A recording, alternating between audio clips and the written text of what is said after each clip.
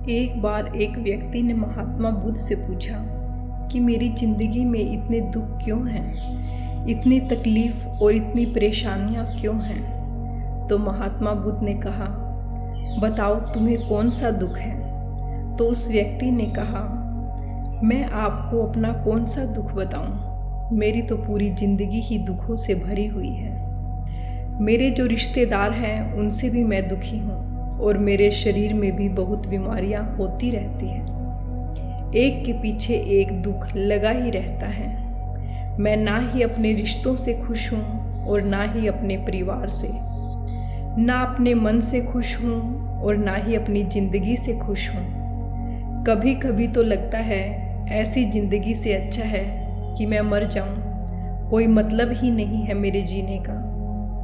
तब महात्मा बुद्ध ने उस व्यक्ति से पूछा, तुम्हारे इन सभी दुखों का क्या कारण है। वह व्यक्ति महात्मा बुद्ध से कहता है, मैं इसीलिए तो आपके पास आया हूँ कि आप ही बताओ मेरी ज़िंदगी में इतने दुख क्यों हैं, सबका क्या कारण है। महात्मा बुद्ध ने उस व्यक्ति से कहा, जरा गहराई से सोचो, देखो और विचार करो, क्या कारण हो सकता है तुम्हारे दुखों का। उस व्यक्ति ने बहुत सोचा पर उसे कुछ समझ नहीं आया। तो महात्मा बुद्ध ने कहा, तेरे सारे दुखों का कारण तू ही है। यह तेरे मन की आसक्ति है और तेरे मन का मोह है। तो उस व्यक्ति ने बुद्ध से कहा कि मैं समझा नहीं कि मेरे मन का मोह मेरे दुख का कारण कैसे हो सकता है। तब महात्मा बुद्ध ने उसे 3 छोटी छोटी कहानियां सुनाई। एक व्यक्ति पेड़ से चिपककर चिल्ला रहा था कि कोई मुझे बचाओ, कोई मुझे बचाओ, कोई मुझे इस पेड़ से छुड़ाओ, इस पेड़ ने मुझे पकड़ लिया है। तब वहां से एक गुरु और शिष्य गुजर रहे थे। उस शिष्य ने अपने गुरु से कहा कि इसकी मदद करनी चाहिए, यह इस पेड़ से चिपक गया है। तब उसके गुरु ने कहा कि इसकी मदद कोई नहीं कर सकता।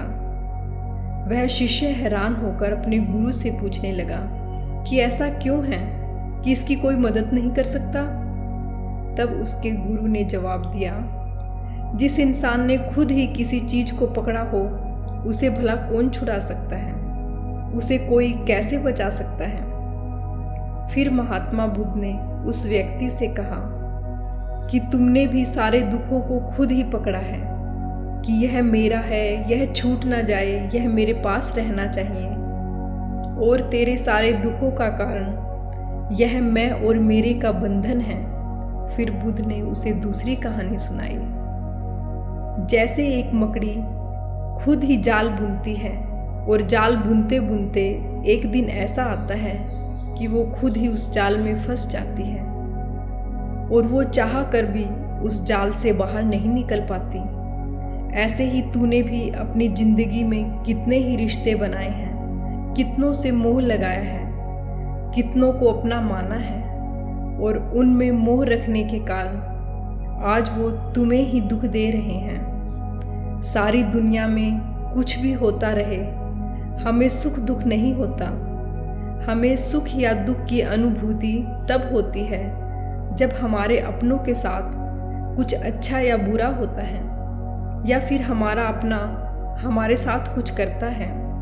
फिर महात्मा बुद्ध ने उसे तीसरी कहानी सुनाई। जब शहद से भरे एक डब्बे में एक उड़ती हुई मक्खी घुस जाती है, तब शहद के मीठे रस में उसे बहुत आनंद आता है।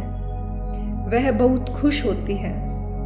अगर वह चाहे तो थोड़ा सा शहद का रस लेकर वहाँ से उड़ सकती है, लेकिन वो शहद के रस में इतना डूब जाती है, इतना खो जाती है कि वो वहाँ से उड़ना ही नहीं चाहती और उस शहद को लेते लेते उसके पैर और पंख शहद में फंस जाते हैं। फिर जब तक उसका पेट भरता है तब तक वह बुरी तरह से उस शहद में फंस चुकी होती है। वह वहाँ से निकलने की बहुत कोशिश करती है, आगे जाती है, पीछे जाती है, दाएं और बाएं जाती है, पर वो वहाँ से उड़ नहीं पाती है।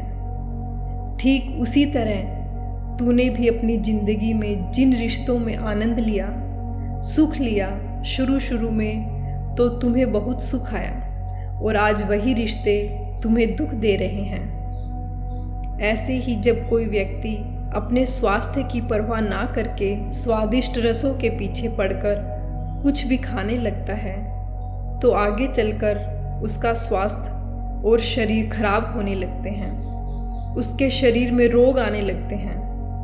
ऐसे ही मन जब बहुत सारी आशाएं कर लेता है, तृष्णाएं और वासनाएं कर लेता है तो उसके मन में धन का लोभ आ जाता है और फिर चाहे उसे कितना भी धन मिलता रहे उसकी तृप्ति कभी नहीं होती।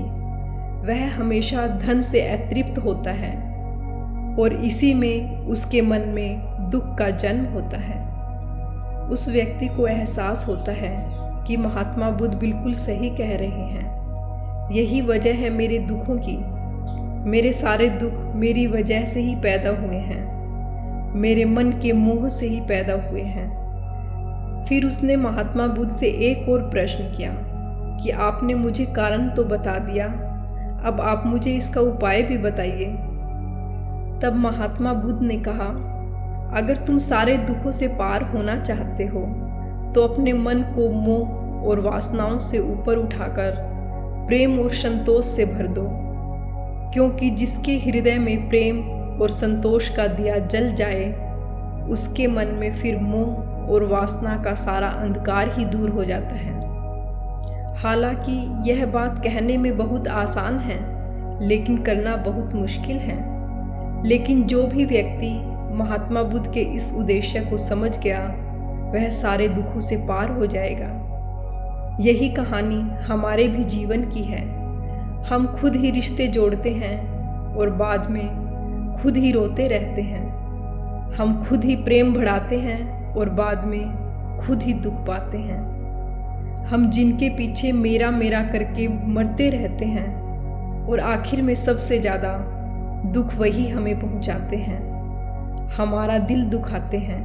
जिनकी खुशी के लिए हम कुछ भी करने को तैयार रहते हैं, जिनकी खुशी के लिए हम सारी ज़िंदगी कुर्बान कर देते हैं, आखिर में वही हमारी ज़िंदगी में अंधकार करते हैं। फिर चाहे वो हमारा परिवार हो, हमारी संतान हो या फिर कोई और रिश्ता हो, जहाँ पर भी हमने अपने मन में मोह के और आसक्ति के धागे बांध रखे हैं, हम गौर करें तो हमारे जीवन में सारा दुख भी शायद यहीं कहीं से आ रहा है।